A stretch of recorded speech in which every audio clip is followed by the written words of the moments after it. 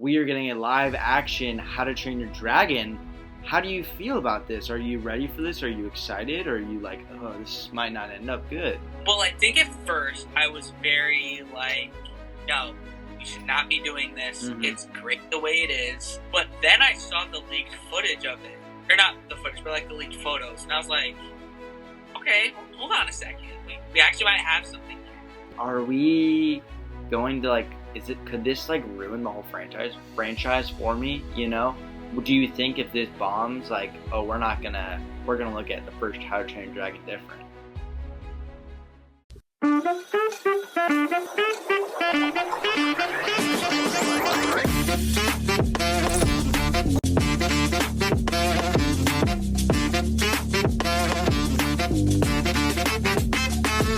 What's up, Grandma? Welcome back to the podcast. I'm David, and today we have a very special reoccurring guest, my buddy Ethan.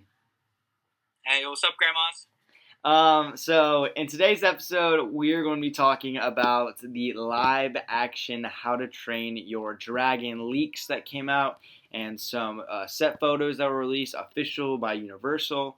But before we do that, we just want to talk about, what is DreamWorks to us and how to Train Your Dragon, the original one that came out in 2010, how that has kind of, changed or shaped our childhood. Yeah, so I love How to Train Your Dragon. Like, I think out of all my top 3 movies, How to Train Your Dragon is probably my top 3. Yeah. It's so cinematic, and like part of the thing that makes it great is it has like a good story with good characters, but then the music with it makes it just that much better. The music is so good. Test Drive, it's so good. Mm-hmm. Like the like, and it feels nostalgic. Yeah. And I just think DreamWorks and How to Train Your Dragon just do a really good job. Like, they're just so good. Yeah, I think How to Train Your Dragon, the original one, is. I do say that Shrek. I goof off and I'm like, Shrek is the best one. But if I'm gonna be honest, I think How to Train Your Dragon is the best DreamWorks movie ever. Because just like, hear me out. I love Shrek. Shrek is a very special place in my heart. But I think it goes How to Train Your Dragon, Megamind, then Shrek. Yeah, I think that's probably the list. Yeah, I think that's a good list because you got everything. You got comedy, you got action, you got twist. You do, yeah. And I think that with How to Train Your Dragon, I remember just like watching it as a kid and being like, "This is amazing," and it still holds up. Would you say so? Oh yeah, for sure. Like, I know there's definitely movies that we watch as kids that like we think are great, Mm-hmm. and then as we get older, we're like, that wasn't really that great. It was Shark Boy and Lava Girl. Oh yeah, Shark Boy and Lava Girl. That was a big one. Yeah, that was a big one. I watched probably about a year ago, and I was like, this isn't like that good. Yeah, no. And like there are other movies like the like $1.99 Lego movies that you'd get. Yeah. And you think those are like great. Yeah. Like, you go back and it's like, it's not that great actually. Mm-hmm. But like, I still watch How to Train Your Dragon today, and I'm like, wow, this is a good movie. It still holds up, and I think it's like probably might be a hot take, but I think How to Train Your Dragon might be a 10 out of 10 movie. Oh yeah, I definitely think there's a case for it to be a 10 out of 10 movie. Because I don't really think there's one part in the movie where, like, I'm genuinely kind of, like, bored. Mm-hmm. And I'm like, fast forward through this part. Like, yeah. Every part of it you, like, want to see. Yeah.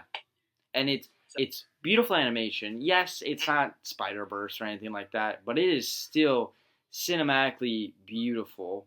Especially for a movie that came out in 2010. Yeah, it still holds up. The score, like you said, beautiful. Absolutely stunning.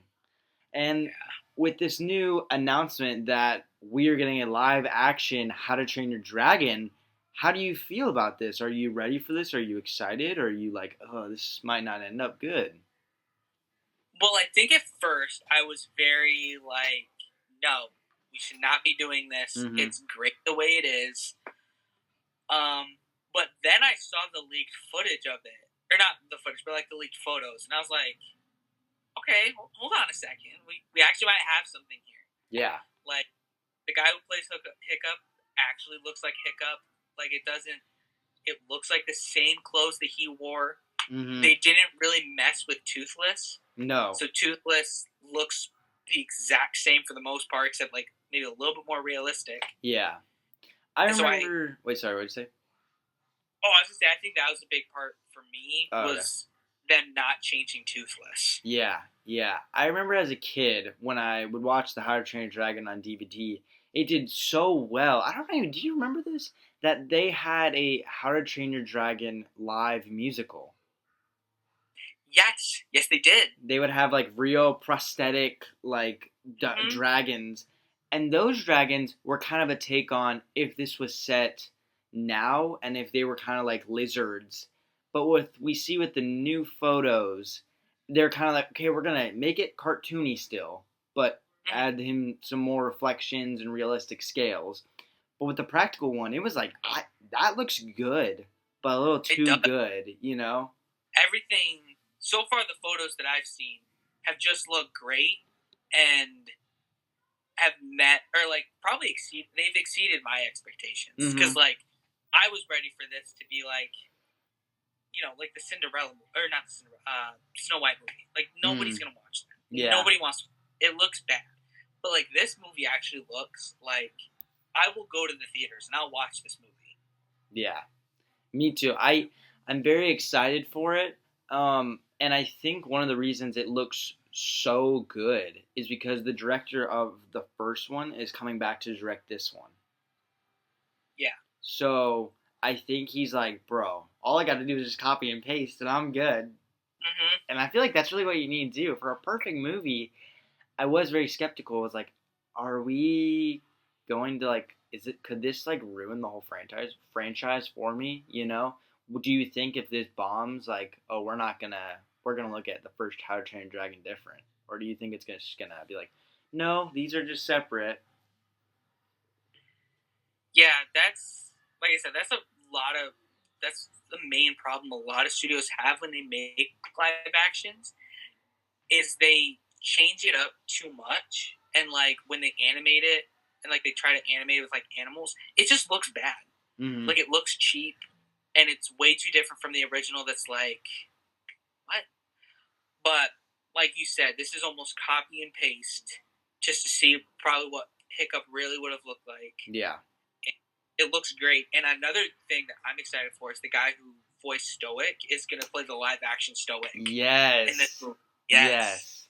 I'm very excited for that. I think that is brilliant to bring back the father figure that he played in the animated one, you know? Kids that they casted to play in How to Train Your Dragon look very similar to the characters in the movie. Like, they don't look that much different. Yeah, I would agree with that. Like, in the first one, he's awkward. Yeah. He's very short. He's very skinny. And he's very what? Skinny. He is very skinny, yeah. And it's just, he was, like you said, just a very average kid. That's why none of the other people hung out with him, because even though he was the son of Stoic, he wasn't muscular like everybody else. Yeah. He didn't want to catch dragons, obviously. But then there was the whole Astrid scandal about her being a different race, and I don't really mind it. If she plays the part, give it to her, you know? Yeah, if she... You go. Oh, I was just going to say, obviously if she plays the part well and auditioned better than everybody else, then yeah, she deserves that part, so I don't really see an issue with it either. Yeah, and the thing with Astrid is I don't think her race really matters with her character. I feel like any race could really play that character. And so I don't want to get too much into politics, you know, because this podcast is really about politics. But that's just my take on race swapping and stuff like that. But I think this movie is actually going to be really good. And I think a lot of people were like, oh no, like another like nostalgic movie that's going to be made into live action. No, I don't want this. But the truth is, this isn't Disney making it. I definitely feel like I get that feeling like a lot. Like I obviously when they're like live action Snow White, I was like, okay, it just kind of feels like a cop out move at this point to make money. It's just like, oh, take this animated movie that everybody really likes and just use real people, and then we'll change the story a little bit so it like seems different, but then we'll make just a lot more money that way, and it hasn't been working. Yeah. They'll spend like say $200 million, and then they'll make like $100 million off the movie. And Yeah. it's like it's not working. Nobody wants. They're only going to see it because they have nothing else to do. Like that's true. So I just don't want like Hollywood to like just want to make a quick couple $1,000,000 and then ruin a movie that I really like. And but then once I saw the set photos, like you said, I was kind of like, okay, we might have something here. Yeah, I would agree with that. I think DreamWorks is very good at making movies, and we talked about it on the Lego episode, but I sadly had to cut it out because it was getting the episode was already getting a little long. But you had talked about how you prefer DreamWorks over Disney. Why is that? So yeah, I do prefer Disney over DreamWorks, and mainly my thing is, and at least in recent years, like Disney just hasn't really made like that good of movies, and DreamWorks just keep making great movies. Yeah. Like Puss in Boots was great, but like what was that one movie called? It's called like Outlaw or something like that. Like I don't even remember the name of it. Like they went to a different planet. What movie? I remember. Was it Disney or DreamWorks? It was Disney. It was some newer movie that came out like around Stranger Things? No, Strange World. Strange World. Yeah. That Yeah. was it. Never watched it. It looked horrible, so I never watched it. Yeah, that movie was. It was competing with Puss in Boots, and it just like dropped off. Yeah, Puss in Boots just beat it. Yeah. And I think mainly because Disney uses a lot of like bad guys, like people like they try to make you feel bad for them in the end. But DreamWorks they make like villains, like guys who don't really ever turn good, and maybe they are misunderstood, but you're not going to convince them. Yeah, that what they're doing is wrong. It's kind of annoying because every movie that Disney's making or Hollywood's making is like, you know what? Well, they were bullied in middle school. It's like, yeah, but they still killed like 1,000 people. It's like, well, yeah, but they're still bullied. It's like that's not gonna let that okay, all right? Yeah. Like, you know who's bullied? Superman, and Superman became Superman, all right? And he became a better person, you know? And I feel like they were like Hollywood started to be like when that new movie that just came out, Wicked. They're like, well, she's not really a bad guy. She's just misunderstood. If they pull that crap in How to Train Your Dragon, I'm going to be so mad. Do you think they're going to pull that? I really hope they don't. If they do something where like, well, I don't know because pretty much the first one there really is no bad guy. Really, the only thing is like the evil dragon in the end. Evil dragon, which like I guess is not really misunderstood. Yeah, it's just a dragon. And the like stoic being like, all right, Hiccup, you're actually doing something. I guess he kind of was the bad guy in the end, but he does have a good alibi. His wife did get eaten. He wanted to avenge his wife for the most part, and also make it safe for Hiccup. Mm-hmm. So I get that, but I don't. Yeah, like you said, I think. Man, I hate watching movies and they're like, yeah, he killed 5,000 people, but one time in middle school, someone ate his apple. So yeah. You know, it's okay. Like, no way. I bet you all those people would have enjoyed life. Yeah. You know, it's. I just think it's like so dumb that movie studios are doing that right now, and it's like I just hope they don't do that for How to Train Your Dragon. You know. Mm-hmm. Sure, I think. Kill the movie if they did that. Oh yeah, totally. One thing I want to talk about is, can we just talk about the wardrobe for this movie? Oh yeah, it looks good. The wardrobe looks very good. Like very, very accurate to the anime. Like when you see the picture of Hiccup, like the helmet, the jacket, the boots, it all looks exactly like what Hiccup wore. The little knife, the shield, it all looks like right out of the movie. Yeah. When I saw the shield and I saw the clothing, I was like, oh my goodness, this looks really good. So I looked up the director, and then I saw he'd been posting like silly photos of him with the shield. And I zoomed in, and it looks so good. Like I feel like you could actually like go to war with it, you know. And even the actor that plays Stoic, the dad. Do you know his name? I don't even know.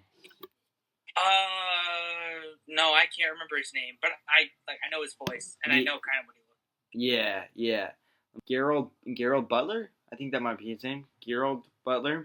Mm-hmm. He was in an interview and they asked him about How to Train Your Dragon, and he said that his outfit he wore was. They said they filmed in Northern Ireland from January to May, so that's like when they're kind of season of like it's very cold outside, and he said the whole cast was like freezing, but he said because his wardrobe was so hot, it actually helped him. And if you think about that, that's what the Vikings used to do all the time. They used to have a ton of fur that would make them hot. So when they would go at war in the winter, it would keep them hot. Yeah. So I think it's perfect that they're like, we're going to give him like an accurate thing, you know. And I think bringing him back, yes, he doesn't look 100% like the main guy, his main, like, what his character looks like. But he grows out his beard. I mean, he wears the helmet. They can easily do stuff to make him look like that, you know? Yeah, and he's the voice. So, like, people are going to know who he's... Like, nobody's going to be confused. But who's that guy? Yeah, no doubt. Who's that bozo? Yeah. Mr. Butler, we love you if you're watching. Great. Yeah. He's going to comment and be like, all right, well, you guys aren't going to the premiere. I very much think this live action thing can work for them. For sure. And I think if they do it right, I think they could make more opportunities to do other things. Yeah. But thank you, Ethan, so much for coming on and talking about dragons with me. I very much appreciate it. No problem. Thanks for having me on. Thanks for having me talk about dragons with you. Love How to Train Your Dragons. Yes, thank you, man. Is there anywhere we can follow, listen, anything where we can check you out? Yeah, I got you. So I got my podcast on Spotify, which is Overstuffed Backpack Podcast, coming out with new episodes soon. And then you can follow me on Instagram at Ethan Paredes26. And then you can follow both my YouTube channel for the podcast, which is just Overstuffed Backpack Podcast, or like my more personal one where I have a lot more videos of horrible iMovie stories that I wrote as a kid. It's E times 3 kids. But yeah. That's awesome, man. So go check him out. He's awesome. He's family friendly. He's hilarious. Go check him out. It's worth it. 5 stars. Thank you. So yeah, anytime, man. So yeah. See you later, Grandma.